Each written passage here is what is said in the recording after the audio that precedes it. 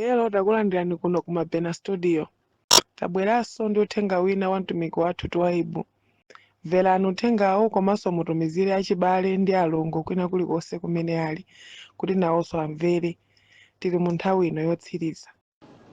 Pali chipwirikiti chimene chimatisowesa mtendere kwambiri, ndipo imeneyi imakhala nkhondo. Chimene ndikuti ndilankhule nziri kwambiri sizikukhuza ifeyo, koma timakhala ndi moyo osirira kuti ifenso tikanamaoneka ngati amene umene ndi mchitidwe wazopakapaka zodzoladzola ndi zinthu zina zimene tikuziona kunjaku, mafashoni. Ifeyo tinaphunzira ndipo tinaleka, koma ndimati ndikudziwiseni kuti mmene tikuonekera nambala yathu lero ili chonchi nambalayi chifukwa cha zimene tinaletsazi, zimene Baibulo lidaletsa, zimene mpingo usufuna kutsata. Amen. Ukadakhala kuti tidatsegula chipata chotakata cha nambala 2, lero pano malo okhala akadasowa, chifukwa chipata chimenechi chomuka nacho kuchita iko, chimene chili chotakata, munthu ali ndi ufulu opanga mmene angata angaonere popita kumwamba. Koma chifukwa uthenga udayenda ndiye unadziwika, inuyo munavomera kutuluka mu zimenezo. Ndi chifukwa chake chiwerengero chathu chili mmene mukuchionera.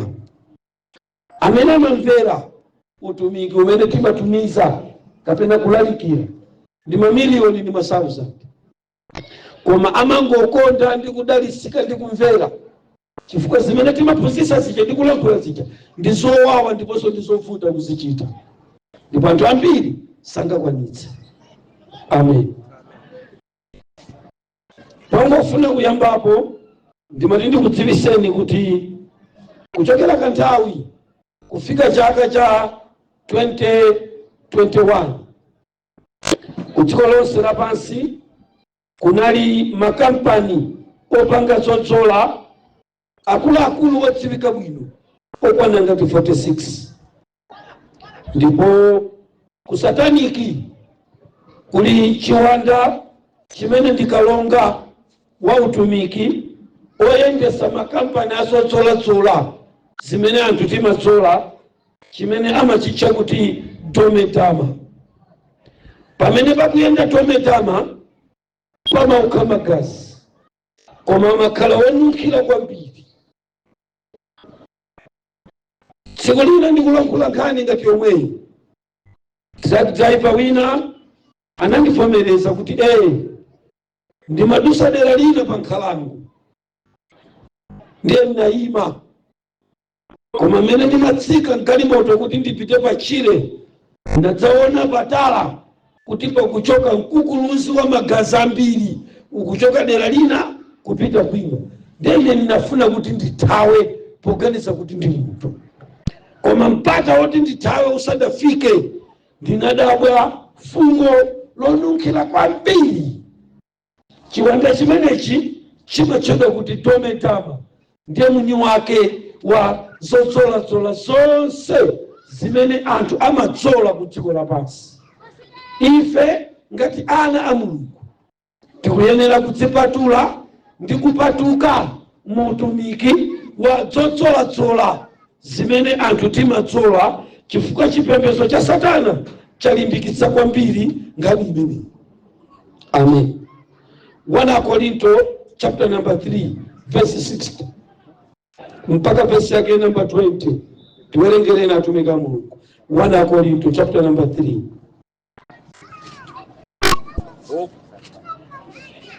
Aloma. 1 Korinto. 1 Korinto chapter number 3 verse yake number 16.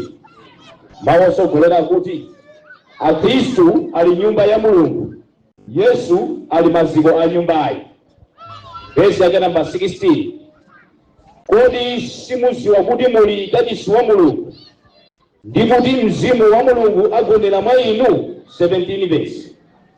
Ngati wina aononga kachisi wa Mulungu, ameneyo Mulungu azamuononga, pakuti kachisi wa Mulungu ali wopatulika, ameneyo ndi inu. Ameni. Mwanjira ina chikhristu si mtima wokha. Amen. Komanso kunja kwa thupi lanu kuonesere chikhalidwe cha chikhristu. Baibulo likuti tiwerengereni mutu wa pamwambawo.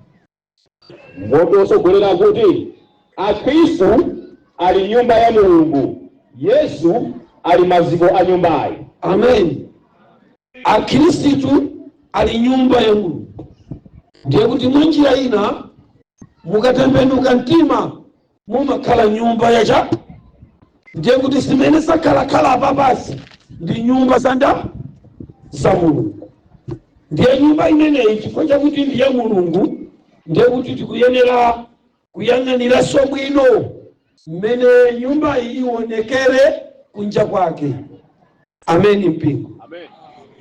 Ndiye verse number 16 ikulankhula mawu. Ndiwerengere mbale wanga. Kodi simuziwa kuti muli kachisi wa Mulungu ndi kuti mzimu wa Mulungu agonera mwa inu? 17. Funso likunena kuti kodi simudziwa kuti inu ndinu kachisi wa Mulungu?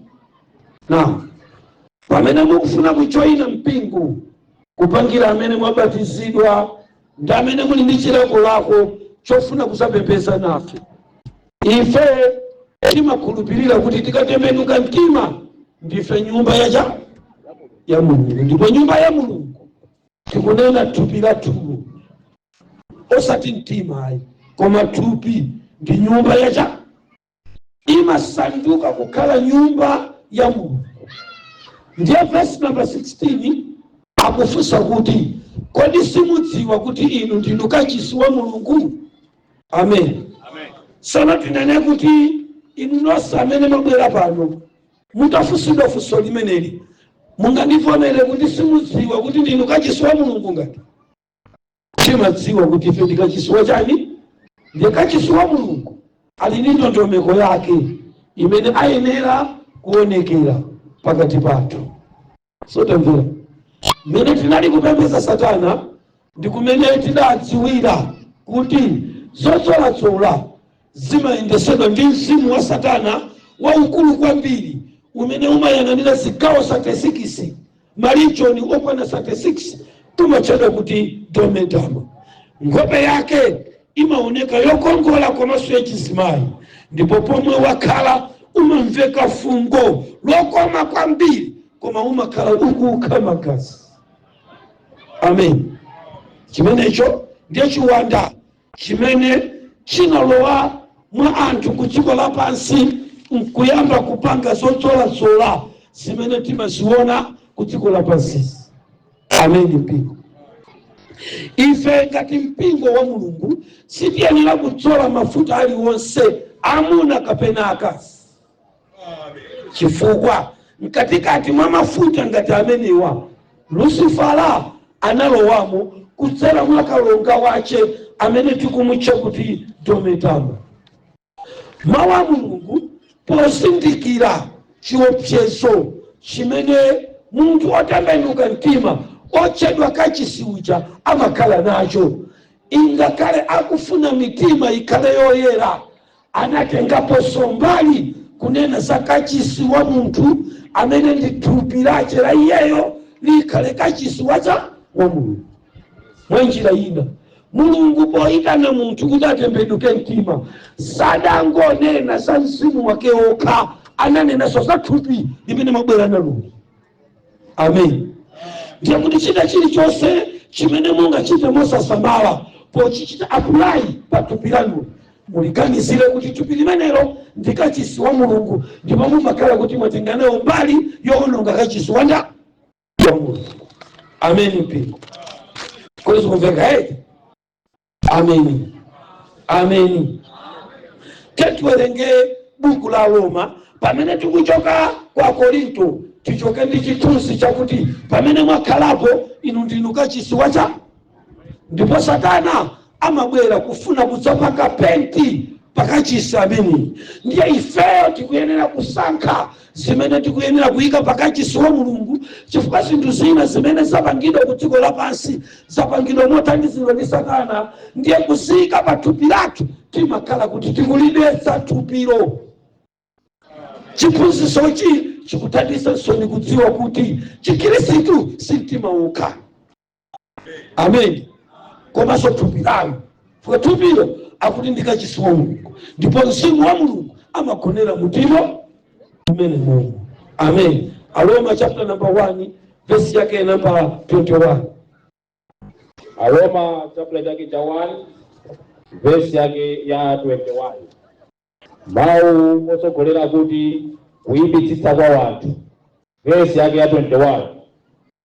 Chifukwa kuti ngakhale anadziwa Mulungu sanachitira ulemu wakuyenera Mulungu, ndipo sanamuyamika, koma anakhala wopanda pache maganizo awo. Sakumva munthu tadira ni pamene tabweretsani kawiri mulipesese vesilo ana Mulungu. Verse ya 21 tiyeni. Chifukwa kuti ngakhale anadziwa Mulungu, taima ndi pamene pokayo amene akwanena kuti chifukwa chakuti ngakhale anadziwa Mulungu, akunena anthu onse amene tasonkhana pano timamudziwa nda Mulungu. Tiye mbale wanga verse yake yomweyo. Chifukwa kuti ngakhale anadziwa Mulungu sanamchitira ulemu wakuyenera Mulungu. Ameni pingu. Ameni. Mavalidwe amene timavala amatenga nawo mbali ya ulemu watu umene mpingo umapereka pamaso panda pa Mulungu. Kodi zikumveka namu? Kotero kuti kuvala zovala zimene zili ndi zizindikiro zotukwana, zonyoza, zochemerera dziko lapansi ndi kuchitira chipongwe Mulungu. Ndiye Bible likuti anthuwo angakhale adadziwa Mulungu, koma pamene anali kuchita ulemuwo sadampase Mulungu, unkapita ku zinthu zina. Zikumveka kodi? Zikumveka kodi? Ndabwera ine ndikufuna ndizalambire Mulungu wanga pampingo panopa. Amen. Koma mkatimu ndavala malaya olemba lambo. Kodi zikumveka zimenezi? Lambo Stagesta Salo alikati zikumveka. Mene ndisilalikira pano nditsira kuti ulemu umene ndikupereka kuchokera kuzovala zanga zimene ndamveka kachisi chili ndi nkhope ya munthu. Ulemu ukupita kubwiri nkhopeyo, sikupita kwa Mulungu. Amen. Ndiye kaya pamene papa ndikuyimbira Yesu kutu wanji, koma mawu akutuluka mkati, koma kunja kwanga ndalemekeza nkhope ya munthu. Bob Marley amene anatisiya kalekale, amalemu aleke ndayika pamtima panga. Ndiye ndikulemekeza Mulungu. Ndiye walemba buku la Roma chapter number 1 verse yake ya number 21 akuti ingakhale anadziwa Mulungu, koma akasonkhana pofuna kuchitira ulemu Mulungu, ulemuwo sunapita kwanda Mulungu. Mawu Mulungu akutewe sotamvera zimene mwayikayika mthupi lanu zimatenga nawo mbali pa ulemu. At the same time pamene Mulungu mukumulemekeza mkati, nawo achaini ache asisindikiro zimene mafarasi amabwera kusalandira ulemu wawo. Nachiona chipembedzo chicha sodondikachisucha wasanduka mokhala moziwanda babulo wakweraka. Amen. Mpingo. Amen. Ndiye mpingo uno timasamalira kwambiri mavalidwe pazifuka zomwezi, timasamalira somasoledwe pazifuka zomwezi. Itamvera munthu wina ochedwa Solomoni atakulupirira Mulungu kwa nthawi yayitali. Mzimu wa chabe udamulowa umene udampanga kuti akwatira akazi mbiri imati akakwena kaya 1,000 kaya kuti 300 analipa chani makwekwe kaya 700 analipa makwekwe wani muli mosemo kwa manali akazi 1,000. Amuna kotiyo mwesoka poka kwatira pacha anakwatira ena amafuko achikunja amene ankalilizo ofuna zawo zama unyado awo mpaka tsiku lina panamangidwa chipatala choti azakonzera anamwaliwa. Amen. Amen. Zidali chonchi. Solomoni anali ni nyumba yake iyo mukiona hapo. Amen. Asikazi wose mumamvacha palibe ngakale mmodzi amene ankagona mchipinda cha Solomoni ngati mkazi wa Solomoni. Amashina kuitana simuveka lero akala Jennifer ndiye amaitana Jennifer abwera zakoni ndi Solomoni. Kodi simuveka zinu akatana naye kandi wiki 2 days zavuta sizina mveke bwino 1 hour apita akaitana cha wina Solomoni adalowedwa kansimu kameneka kachabe koipa choncho pakati pa akazi amene acha akazi wa Sopano ankayenera kuzikonsekeretsa kuti ayambe kuoneka bwino pamaso pake. Amen. Ndiye Satana anali atatumba kale mankhwala antundu wina ochedwa konode.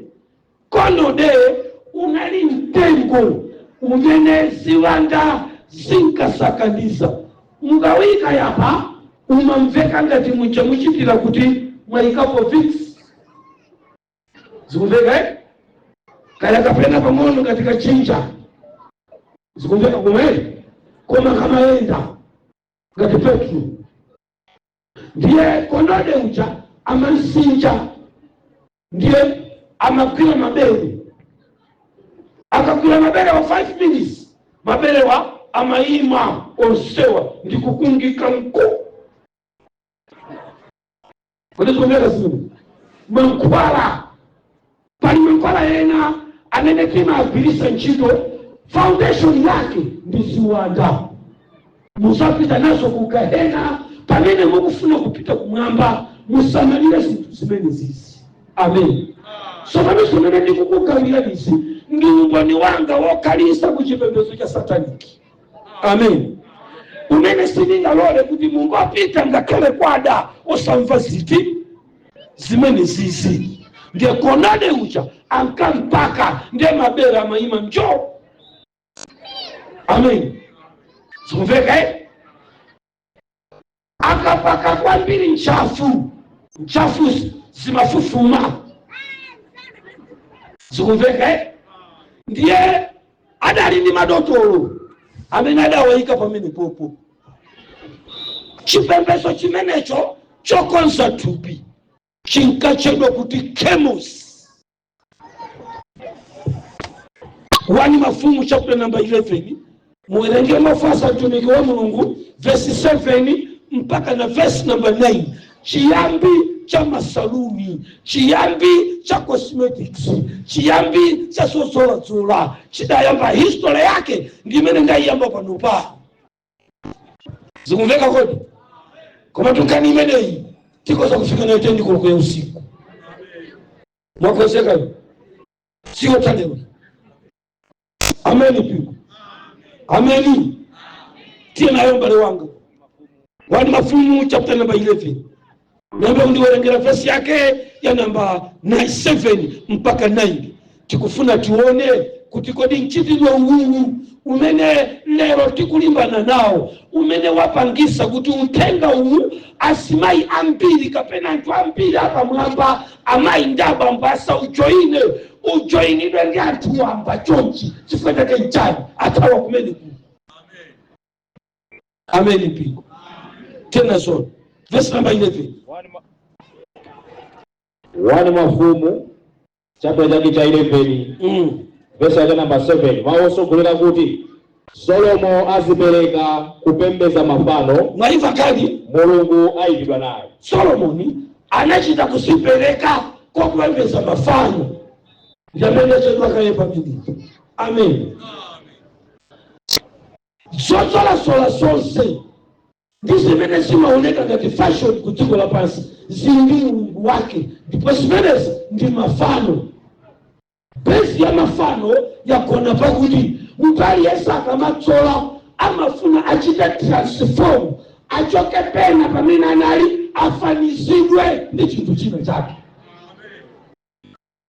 Sikumveka ndio kuti wayamba process yopembeza cha mafano yozichosa pakukala wonenepa kuti awonde, yozichosa pakukala wonda kuti anenepe, yozichosa pakukala wa madere wota anayamidwapo ndi ayime ngati sanayamidwe. Mafano ayambika. Ndikuveka kodi ine Solomon anazipereka kuchipembedzo chimenechi. Mind you be careful abambo amene timatulusa ndalama kutukula utumiki umene ifeyo ndiye madona au utumiki umene zacha chikumi zake timapereka kumene kuku.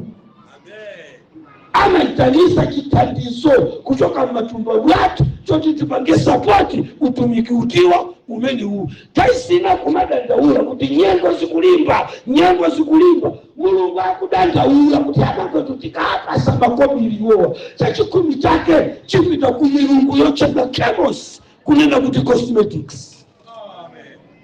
Ndimveka kudanamu. Ndimveka mulipompa mwachoka ngati tisipitilira kapena tiweruke.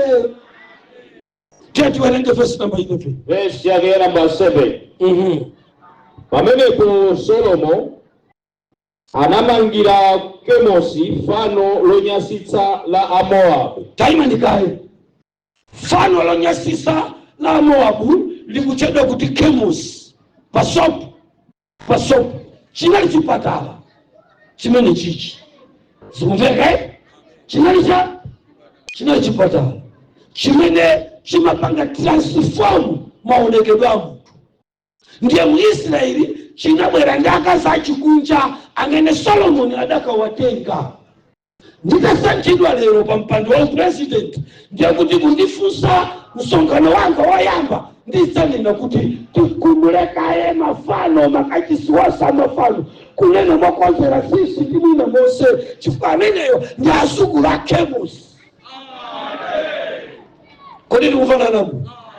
Ndipo ine ndakhala ndikususa ngakhale pamene tinali kuchipembedzo cha Satana kumanena kuti dziko la Malawi ndilowopa Mulungu linaleka kuopa Mulungu chifukwa m'makorido m'mastriti amisewu ya dziko la Malawi muli mafano amene anavomerezedwa legalize kupembedza Satana.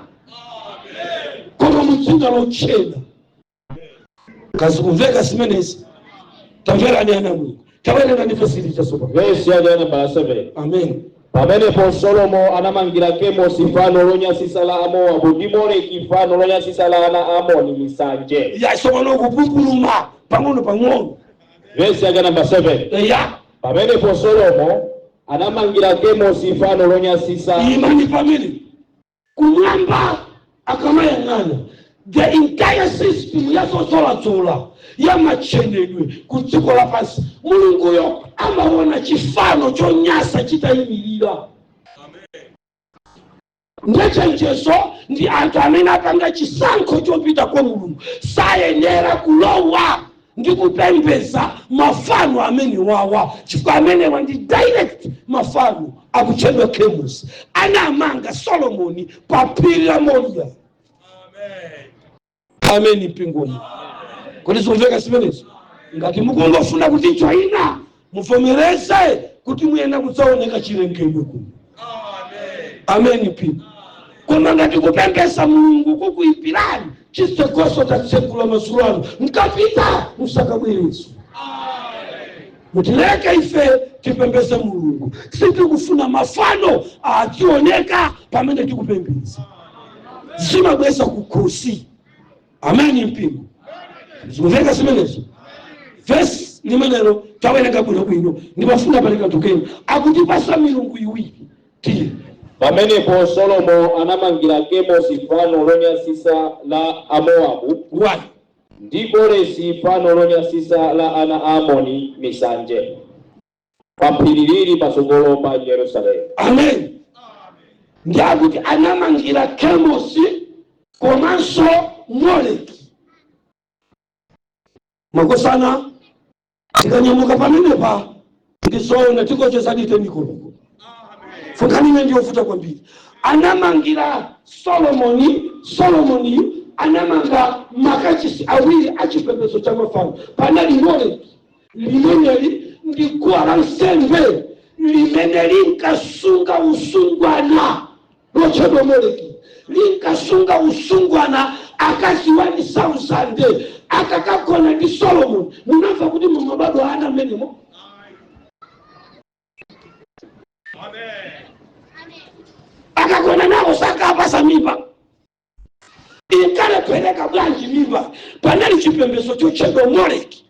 Moleki amapita kuziwalo za ubereki. Anatenga department ya maleredwe. Kwatela kuti maleredwe mufune musafune ndizochokera kwa Lucifer. Malinga na ndimene tikumvera pano Solomoni anapembeza mafano. Taona anazibambo masapota amore. Kani zo sausa imene nikani yofuta kwambiri.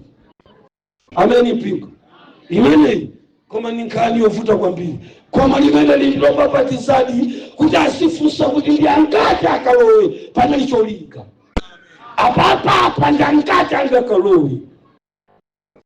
Kutera kuti tatitifunse amene apembeza Kemosi Mulungu wasosola koma Moleki ndangati achoka asipita. Amen. Isopozana panotisi na microphone wote ndizimesupika. Tuwese tita tikala bantani wai talepera tenti konse ana Mungu kwa Yesu wasala pamono kuta kubwera. Kwa hizo mveka simenezi zipatala zingati zimenezo ziwiri chamaleredwe komanso chokonsa cha matupi chinali pamwamba pa phiri la Moria. Solomoni anakasitenga zimenezi pofuna kusunga usungwana wakazi wanisausande ankayenera kuapitisa ku mafano awiriwa ku Kemosi aoneke mwino zozola chene apite nawo ku Moleki akonse kuti akagona nawo asapenge mimba wenchira ina adawayika pa chipatala cha maleredwe. Kuipa kwake chinamangidwa kutsogolo kwa Yerusalemu pa phiri la Moria. Chiri kusokolo chintuchi chatikanga kusokolo. Amen mpiko chakala kusokolo so ndikapanda kukalowa ngeti singo baba kena lero mawa kena nkucha kena ndipanga blanchi chandikalira kusokolo ndakula mpimba kulowa kachete chakala kusokolo nanga akachisemba nkasika mwanaka ndesa kashiwiri habereka kena hakakamwe subosi haimeso madam poopa kutanga ime chakala kutsokolo ndakuli kusoko sana ulenda kuchipatala cha maleredwe china akala kutsokolo malingana ndi kufuata kusola kwa buku la wadi mafungu. Kodi kumveka na Mungu. Chapter number 11 verse number 7 mpaka na verse yake ya namba 9. Kia verse number 8 bale wako. Verse number 8. Ndipo momwemo anachitiranso akazi ake onse achilendo amene anafukizira napera msembe mafano awo. Verse number 9. Kodi kumveka simeni. Amene anafukizira napera msembe akazi ake. Amen. Amanga bambo department ya chisimai ikamabwera kusacho ine chipembeso ikamafuna kupembesa tichita watch carefully. Amen people. Chifukwa imene imakonda kwambiri kuchiro chake. Amen. Amen. Jakuta kasi yake ndi guru lake linapanga chimosi tatiyo mbale wanga verse number 8:9. Ndipo momwemo anachitiranso akazi ache onse achilendo amene amafukizira napera nsembe mafano awo. Verse yanga number 9. Ndipo Yehova anakwiya ndi Solomo kokhala mtima wache unapambuka kwa Yehova zimenezi zimapambutsa mtima wa munthu okhulupirira ndi kuyamba kudzidalira musosolasolasi. Amen.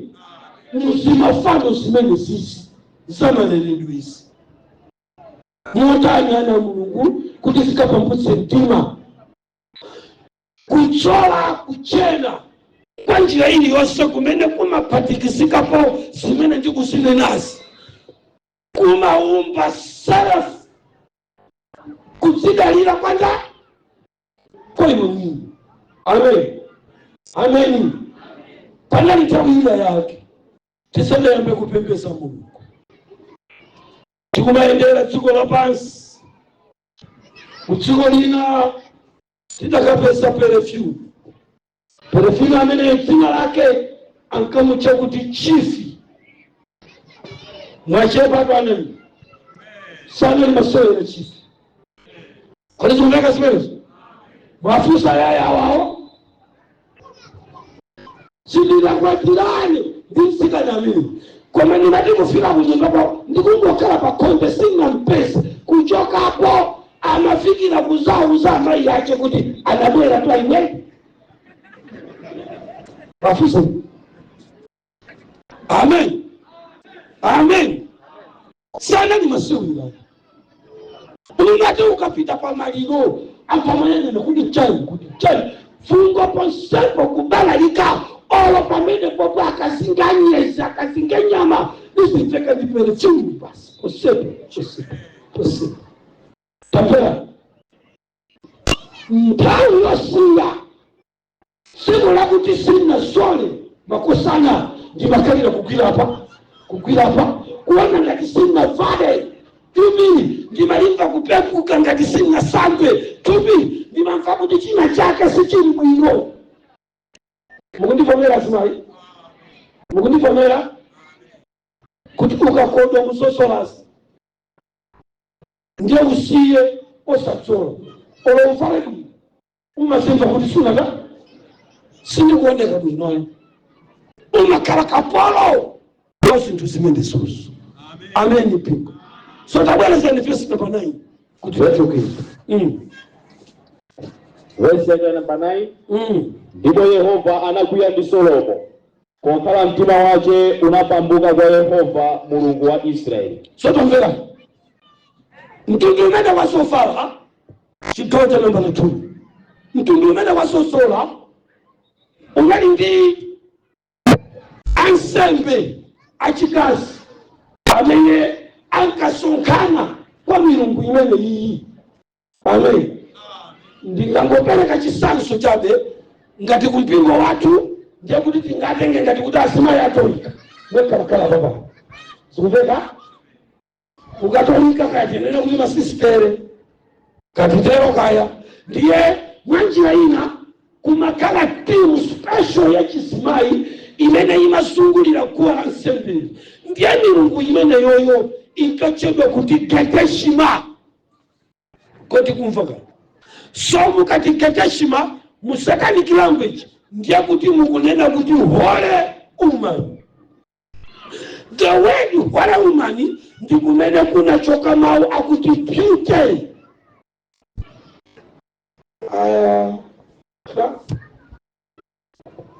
Mtitope saba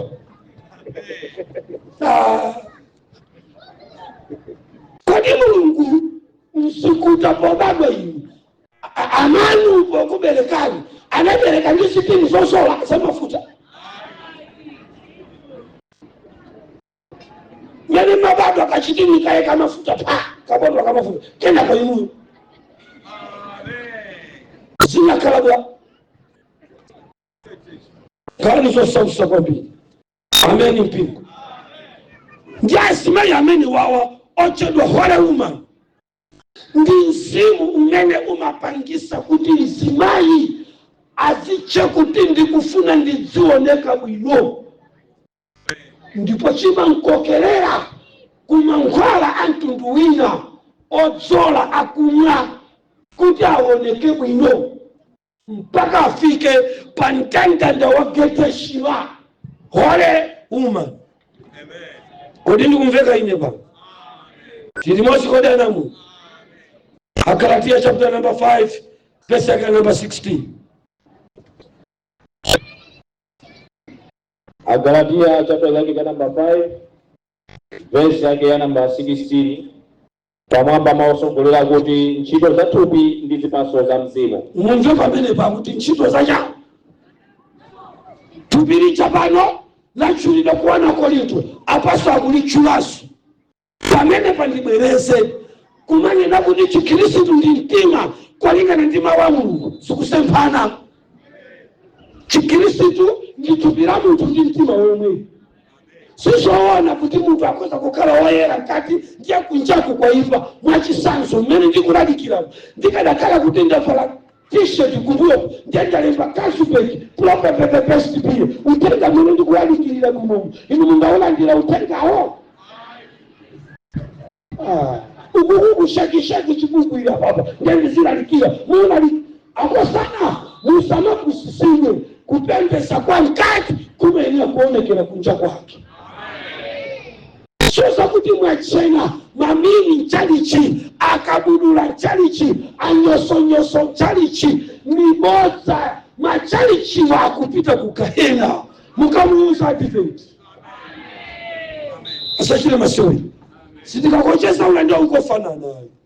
Amen. Ameni. Tika kocheza kofanana ndima kero kiti izutu kufapanusi. Amen. Kiambale wanga verse number 16. Verse number 16. Agalatia. Koma ndinena muyendeyende ndi mzimu ndipo musapise chilakolako cha thupi. Zikumveka kwani zimenezi? Musakhala alimi ofesa chilakolako cha thupi. Koma muyendeyende ndi mzimu. Sopano mzimu ali ndi fungo limene amafuna asilimva ndiye pali fungo limene safuna lisimveka. Thupi bwana. Amen. Amen. Tupilo ndiliti, fungo ndiliti, ndiye fungo lochokera kusotola sina zimene zachokera kumafano malomo yake amakhala bise kugangana ndi ziwanda zimene mwakasitenga pano kabuzitola. Amen pi. Amen. Kulizoleka pamene zilakolako za thupi. Mwemweleza verse number 16. 16 na malizani kwa verse 17. Tawenga 17 aimuchedwa pita na Efeso chapter number 2 verse number 2 ndi free munga chedu. Efeso chapter 2 verse number 2. Chipulumutso chichokera ku chisomo. Ikumveka nkaniyo chipulumutso chichokera kucha chisomo ndi thupi tiyenga choni. Verse number 2. Zimene munayendamo kale monga mwa mayendedwe a dziko lapansi lino, monga mwa mkulu wa ulamuliro wa mlengalenga wa mzimu wakuchita tsopano mwa ana akusamvera. Verse number 3. Verse number 3. Amene ife tonseso tinagoneramo pakati pawo kale m'zilakolako za thupi lathu ndi kuchita zifuniro za thupi ndi za maganizo. Musimva pamene ndandanda wa zimene Mulungu akudana nazo ndi zifuniro za thupi. Whatever you like or not, kutsola ndizoyitanisa zimene thupi limata ndipo ndikukwanirisa kudyesa thupi kudyesa maliro chomwalirachi kuchidyesa timachidyesa kudzera muzimene timagula mtundu wa zotsola zimene zili kudziko lapansi. Amen. zozola izi mukuzipeza pansika sana pange mulungu asamakupusisini ndipo mulungu sakuchita recommend kuti olengedwa ku dziko lapansi atapanga chisankho chomtumikira iye atola zimenezi okawo amene satumikira mulungu ili commented chifanza chikunja. Amen. Ndipo mukaona katsola musanene chikoyonda akunja. Amen. Koma amene munapanga chisankho cholondola mulungu amene mukuti musasalichi mali muno ndibakuti musasate zilako lako zacha satupi kwani kani ya chilako lako chatupirani mumatinayo bwanji pamene mukupanga ulendo wopita kumwamba. Amen. Mumatina chomwe pakuti umenewu is a great controversy surround your body. It's a great controversy ndikangalo ukuru kwambiri. Amen. Umene umachita pakati pa msimu ndicha nditupi. Amen. Mkangano wa simone timapangasi ndi mkangano wa ukulu kwambiri asamtoki mapiri simuna mwachi kandama leledu. It's a great controversy asamtoki. Amen. So muli kukangana pakati pa imfa ya mwana wobadwa ndikulakalaka kwa sinjoi kwa moyo wanu. It's a great controversy kutela kukulinkondo ya ikulu kuposa yara makedo manyuma mwa Kristo. Imashitika mutakona peace ikuyenda mesaka kugapa mbeu Jackson akuyenda kugapa mbeu sakuva watu kutuwa. Amen. Pingoni mpaka pamene tingapita kwa Mulungu pokapo tisavomereza na kuyenda naye ndipambiri tisafika hadi kumwamba. Amen. Pingo ine sindisa chula pena koma kulunjika nawo mtenga wabwi. Amen. Pingo kuzikumveka zimenezi kaya mchata wantu kaya nsongano wina simuzabwera ndikudikirira nsongano umene ndikaunjikane ndangelo ambiri akandigwesere mmalo mwanu ndikakhala ndamene. Amen. Pingo kusiyana nkuti tibwatikane bosa pano limene silipitisa kuti kumwamba. Amen. Pingo zikumveka kodi zimenezi. Amen. So pano mukawerenga machapter awiriwa mukawerenga Galatia ndikuwerenga Efeso posepa akuza ninkani ya mayendedwe a dziko. Amen. Mayendedwe acha a dziko. So pano ife sitina ikizido kukutembenuka mtima kwatu kuti tikaende mayendedwe acha.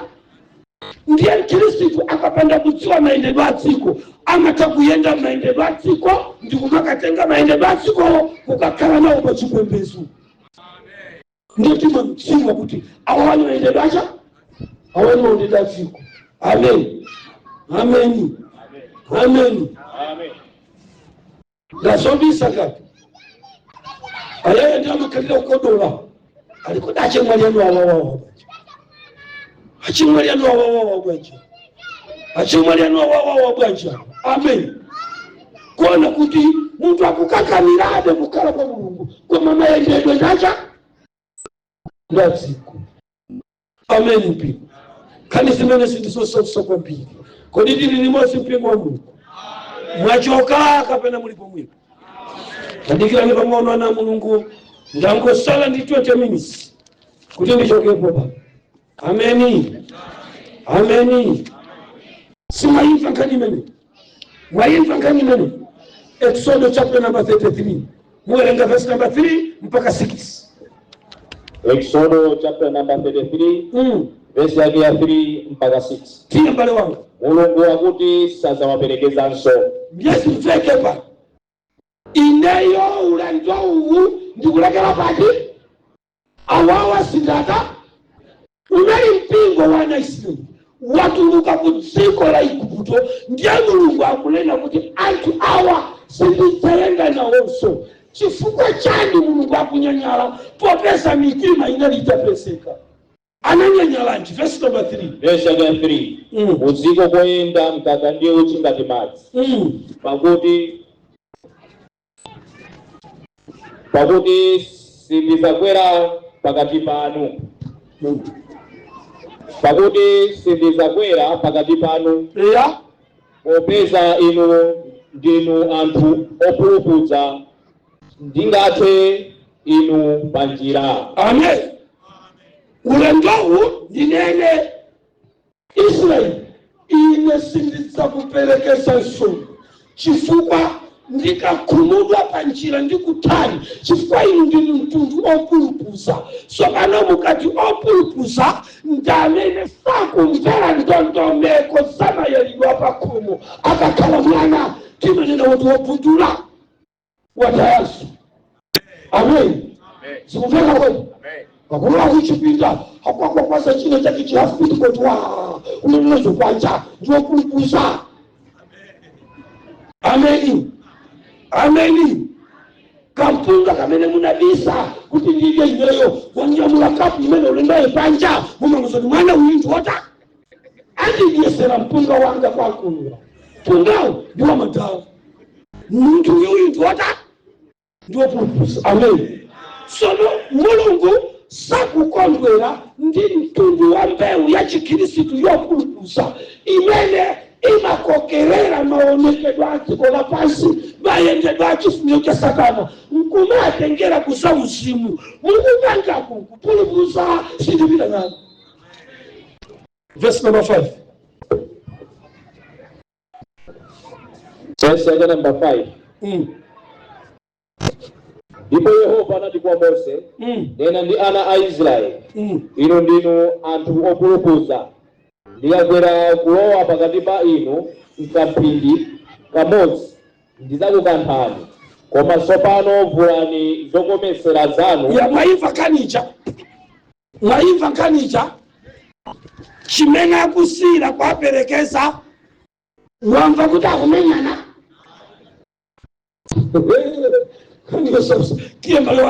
Verse number 5. Ndipo Yehova anati kwa Mose, nena ndi ana a Israeli, inu ndinu anthu opulupudza, ndikakwera kulowa pakati panu, ndikalowa kukwera pakati pa inu kamphindi kamodzi ndidzakukanthani, koma tsopano vulani zokometsera zanu kuti ndidziwe chomwe ndikuchitireni. Nkhani iyi tikukambirana kuti muone Mulungu akuchita presence mapemphero anu, akuyankha mapemphero anu. Muli ndinanyanyala ine sindimabwera kudzayankha mapemphero anu chifukwa ndimapeza milungu ya chikunja imene mwayibweresa kudzera mzimene mwapachika pathupi lanu. Nawo kuti ine ndibwererenso mbanja, ndibwererenso chiyanjano chakuyenda nawe pawekha ngati munthu pakulendo wapita kumwamba. Pano pali agreement uyambekaye wachosa pathupi pako zimene wapachika. Amen. Ipingoni kodi zikuveka zimene ndiye ulendo wa Mulungu wakumwamba ndi mtima.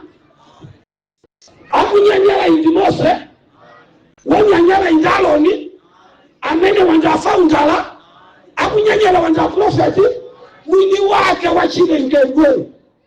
Kodi amene wanalibe mitima? Analibe mitima kuti musinena kuti Chikhristu ndi mtima. Analibe mitima amanyanyalawo. Ndipo pamene papa akunena kuti ndanyanyala chifukwa cha mtima, akuti chifukwa cha zinthu zimene zili kunja kwacha zimene apachika. Paulendo huu ana Mungu tikakosa kukaso pachika taulephera kwathu simukalowa kwathu. Ulendo huu walepheleka mainda baba kaya kuchali chiko mliko mamilioni, kaya kuchali chiko kumaimbidwa nyimbo, kaya kuchali chiko mkokongola blanche, kaya kuchali chiko kulichani. Koma ulendo huu tasempana destination. Amen. Kulizozeka simene sana. Si mwaimva kani mene, mwaimva kani mene kani yofuta kwa mbili imene indi kani yofuta kwa mbili. Ndisaiwale kuwerenga kwa Mika chapter number 1 verse number 7. Mika chapter number 1 verse number 7. Buku la Mika chapter number 1 verse number 7. Tieni baliwa wawosogolera kuti Mawu akuchenjeza Israeli ndi Yuda chifukwa cha machimo awo. Verse yake namba 7. Ndi mafano ache osema onse azaphwanyika, ndi mphotho zache zonse zizatenthedwa ndi moto. Ndi mafano ache onse ndizawapasula, pakuti anazisonkhanitsa pa mphotho ya mkazi wachiwerewere. Zikumveka kodi? Tsopano tili ndizosonkhanitsa za mkazi wadama. Ma dressing table mwazikuwa mpingo, mwazimayi amene mukutimbira, amene mukutinda Khristu kudziko lapansi, mumapembedza bwino, mumapita bwino ku msikiti, mumapita bwino ku chalichi, mumapita bwino ku chalichi chilichonse chimene mumapitacho. Koma pano Bible likutionesa zimene mkazi wadama amasonkhanitsa. Ndiye maganizo kuti pamenepo tsopano ndiye ndikulaliki. Amen. Amen. Zosonkhanitsa za mkazi wadama. Amen. Amen. Ndiye kuti ngakale mutachiwa zinthu 20 lipstick salephera pamene. Amen. Mutasonkhanitsa zinthu zambiri Caroline salephera pamene. Amen. Mutasonkhanitsa zinthu zambiri vimera kapena kuti livilon salephera pamene. Mbale wache wataka ndi lafu salephera pamene papa mpaka ise black pamene pasaka salephera. Njoka zakuda za nyanja ya Mchere ise black. Khalani zosausa ulendo wa mainda bambo tasala pamene kukochesa ambiri sakafika kwathu chifukwa natengeka ndi maonekedwe a dziko lapansi. Ndikadakhala nane limodzi mukadamva chichowechi mukanabwererako kuti tisipita ulendo wopita kumwamba. Stapa imwe nyamulani ikukochesesa ndikugahena. Kodi zikumvekana Mulungu? Zosonkhanitsa za mkazi wadama. Mashopu onse mtauni asasa ndizosonkhanitsa za mkazi kodi dama ndi chani? Mchisungu dama amati sexual sex. Chichewa chake mukanena kuti dama mchingereza amati sexual science.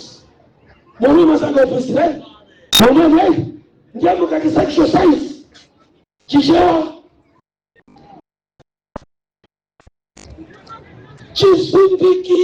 zizindikiro za chigololo. Simunachita chigololocho koma chimene mwapakacho ndi chizindikiro chacho. Apanga chigololo kayawa. Amen. Kozi kuveka simelezi. Ndiye ndimene ayambira ndipasa namba. Kodi ni yamene mumaonekera munaona kuti kuyitanisa namba la kunacheza azimai. Jamani sio. Namba asikuwa nacheza kuyitanisa niye. Nyesamene mukuonekera munacho. Kasipa chikeni zoyitanisa za mkazi wadama mumve nditanambia towe nambala ndampaka omwe nambala ndazikeke omwe nambala maitona moza fera pali zimene Mkristu tusayenera kusonkhanitsa chifukwa zimene timayika pa tebulo pa dressing table ndizosonkhanitsa za mkazi wadama. Hakundiuza zimenezi ndi Mika chapter number 1 verse number 7. Amen. Amen. Kodi zikuveka zimenezi? Tamuitaneni Ezekiel chapter number 23 atitandize pa verse number 5. Kondo yavuta Ezekiel bwana ni mutira ndisi. Ezekiel chapter 23 verse number 45. Verse yake 45. Mawu alipo ndipo anthu olungama azawaweruza monga mwa maweruziro a chigololo. Eya ndi maweruzo a akazi ophesa mwazi pakuti ndiwo achigololo. Takindiyani pamene imani pamene tikufuna akazi ophesa mwazi. Ndiye mawu akuti akazi ophesa mwazi amachedwa kuti semikera imatanthauza kuti nsembe yaying'ono imene azimayiwa ndi ansembe asenikera chifukwa anabowola mkhutu mwawo ndipo anapereka nsembe magazi awo senikera. Yamanisana ni kumakutuko toyamanisana musinamisa kuti mukupita kumwamba ansembe amafano inu munakesa mwasi pang'ono. Amen. Kodi kumzaka simenezi kodi ulendo mukupita inu mukupita kumwamba inu kodi ntanina kuti lalo mukufunika kulapa simbuyala msalapa kani zosausanamu chimenechi ndi chimene chikuchedwa kuti chipata chopapatiza. Amen mpingo. Chipata ichi chopapatiza. Amen mpingo wa Mungu. Kodi sikumveka simene sanamu mwamumaliza 45 verse yake yomwe ya 45 tiye mbale wangu ndipo anthu olungama azaweruza monga mwa maweruzo a chigololo. basi olungama akadzaona zimenezo pochita chachi adzakuchachani kuti inuyo ndacha waliva fesino likumveka chichewatuchi. Amen. Njakuti kati zimenezi zimukupanga ndila 7th Day Adventist koma ngati munapereka nsembe senikera umumabora zilenderende malikana ndima wa Mungu njakuti nino ansembe ya pang'ono ya makati icha munakesa pobora no matter munayandika 1941 kaya ndino 1844 kaya makala ndi chani chimene munochidalira koma olungama tikunena mpingo umene uli clean soda chite nawonso ukabwera kuti usakuverusani pa mpingo wa chigololo atano chiseni angakuonekera ni mpingo. Atano chiseni angakuonekera ni mpingo. Amen mpingo. Mika chapter number 1 undiwerengera verse number 9 mpaka 13 tikwangule dongo somo hili kuti tikapumule. Mika chapter yake cha number 1 verse yake number 9. Pakuti mabala ache ndi osapora pakuti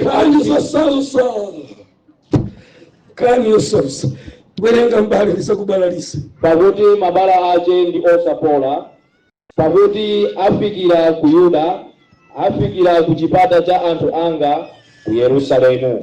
Sopano kumbola kusichudula kuli munsembe zing'ono koma zapazoka zimene munthu amaziperekera mweka.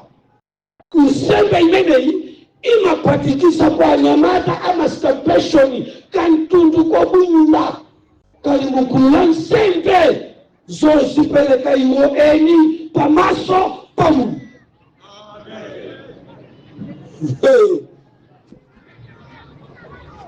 Kani imeneyi ndiyo desankawa kwambiri sindikudziwa kuti ulendo umenewu tikakwachesa motani. Ndi chifukwa chake mpaka pano Yesu sana mwini chifukwa simuli qualify kuitanisa mfumu kuti ife kutengira mukufunika musikonseso. Amen mpingo. Kwa simveka simenezi zimachedwa nsembe za zing'ono nsembe ya gawo lako amene munakesa magazi pang'ono. Verse number 10. Verse yake number 10. Musajifotokoza mkati zakuti ena mangameshi angomwitika chopimbacho musakanene kukati. Ndumaliza tu pamene. Amen. Musakanene hayi sungirana ndi justice koma mulangizana. Amen mpingo. Kwa sungirana musakachinene kuchani chimene kukati. Amen.